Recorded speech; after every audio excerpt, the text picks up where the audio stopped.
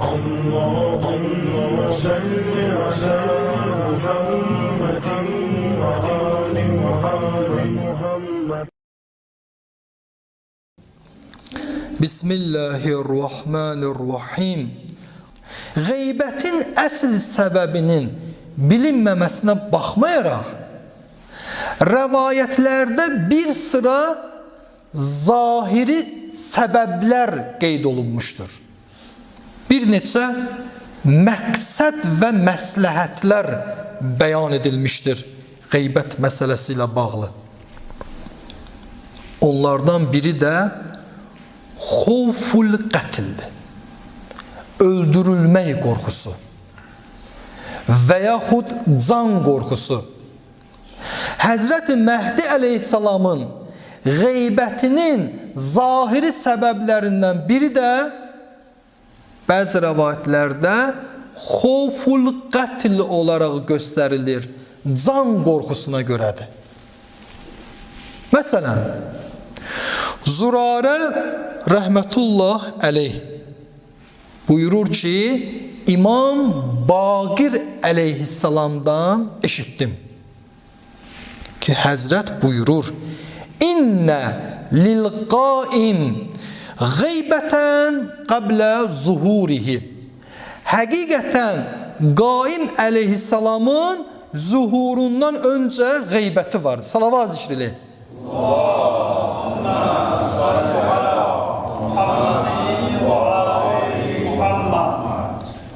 Zürarə deyir ki, soruşdum, Valimə, nəyə görə? Həzrəti İmam Baqir əleyhissalam cavabında buyurur, yaxafu, qorxur. Və Zürarə əlavə edir ki, İmam Baqir əleyhissalam qorxar və ya qorxur sözünü deyəndə "Əvməy biyədihi ilə bətnihi" qarnına işarə etdi əli ilə. Həmçinin İmam Sadiq əleyhissalam Həzrəti Muhammed sallallahu aleyh və alihi və səlləmdən belə bir kəlamı nəql edir ki, qalə Rasulullah sallallahu aleyh və alihi və səlləm, Peyğəmbərimiz buyurub, La buddə lil guləm min qeybətin. Qulam üçün qeybət labüddür. Qulam deyiləndə məqsəd Həzrəti Muntəzər əleyhissalamdır. Peyğəmbərimiz buyurur ki, Həzrəti Məhdinin qeybəti olacaq. Soruşuldu ki, Valimə, nə üçün? Ey Allahın Rəsulü? Qal, Peyğəmbərimiz buyurdu, yaxaful qətlə, öldürülmək qorxusu olduğuna görə.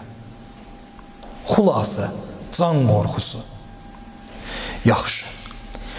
Sual yaranır ki, məgər Allah-u Teala tərəfindən təyin olunan imam da qorxar?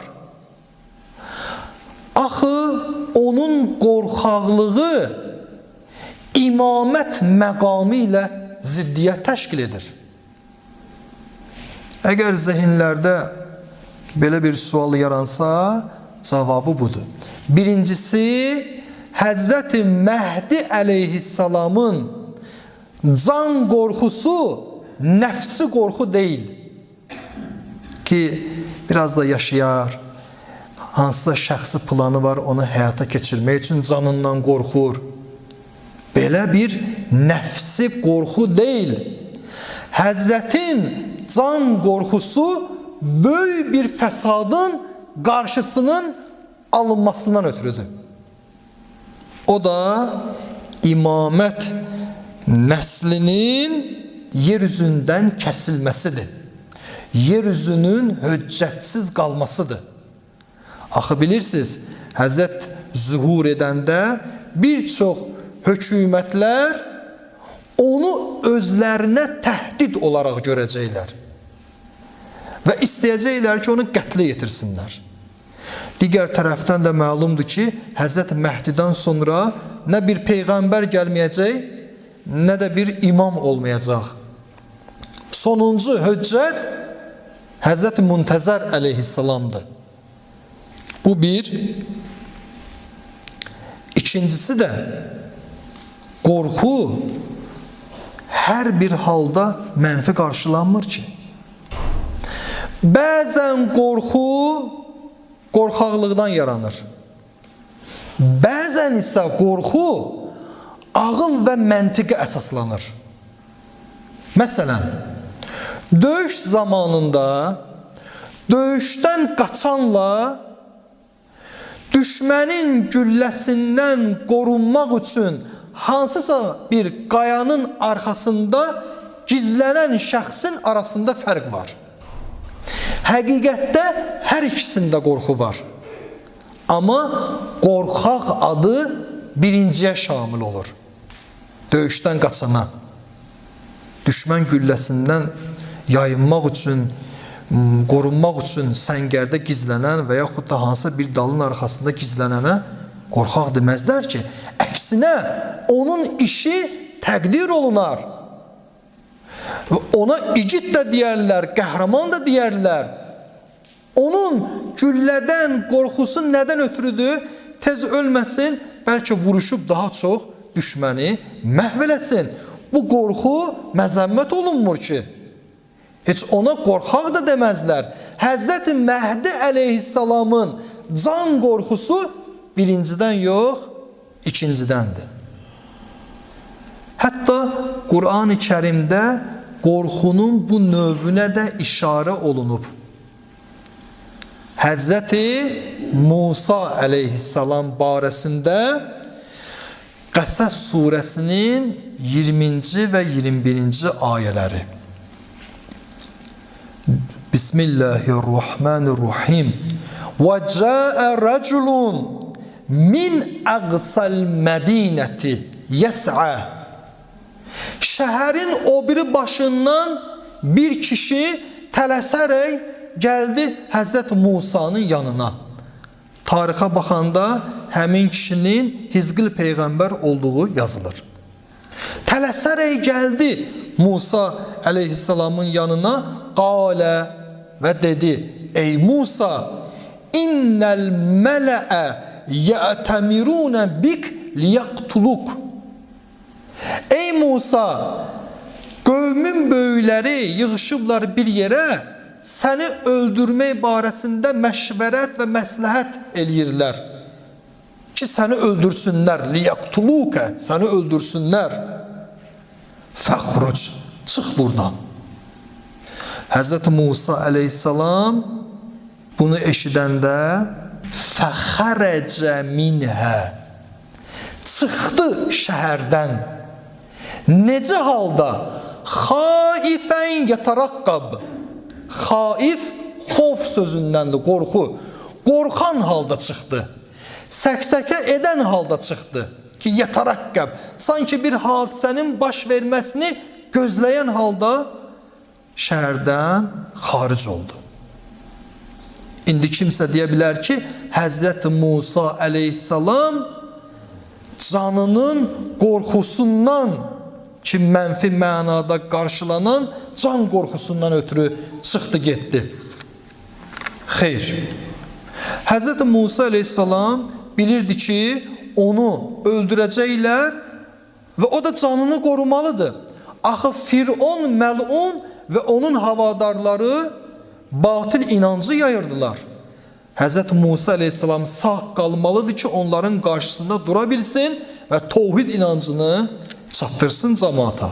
Çox da ki, qorxan halda çıxdı, o qorxu mənfi sayılmır. Çünki canını ilahi hökmləri çatdırmağını ötürü qorumalıdır. Gəlirik Şüəra surəsinin 21-ci ayəsinə.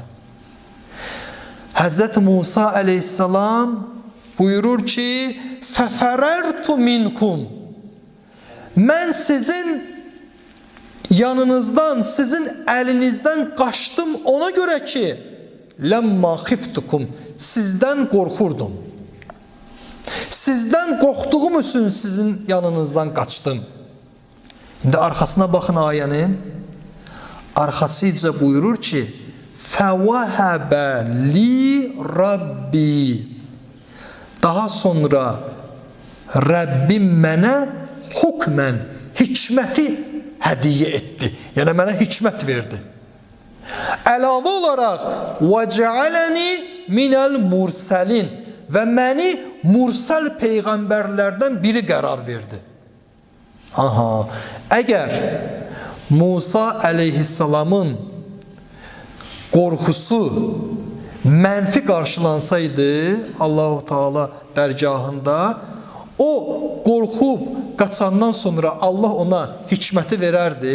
Xeyr, hələ hikməti verməyindən əlavə onu mursal peyğəmbərlərdən seçdi. Bu göstərir ki, Hz. Musanın qorxaraq çıxması, qorxusu məzmum deyil, məzəmmət olunan qorxu deyil, bəlkə bir məmduh, tərifə layiq bir şeydir ki, çıxmalıydı oradan. Bu dəlillərə yekunda bir dəlili də əlavə etsək, məsələ tamam işıqlanmış olar. O da Həzrəti Muhammed sallallahu aleyhi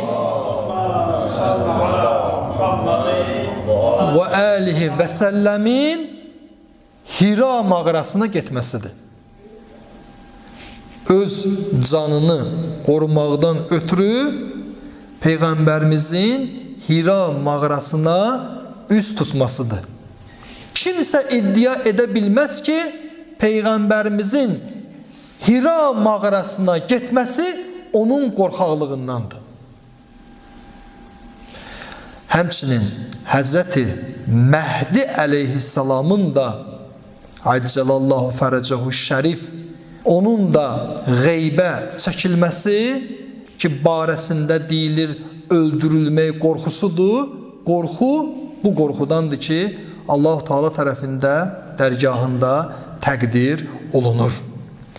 Allah-u Teala bizi Həzrəti Muntəzərin həqiqi intizarını çəkən salih qullarından qərar versin.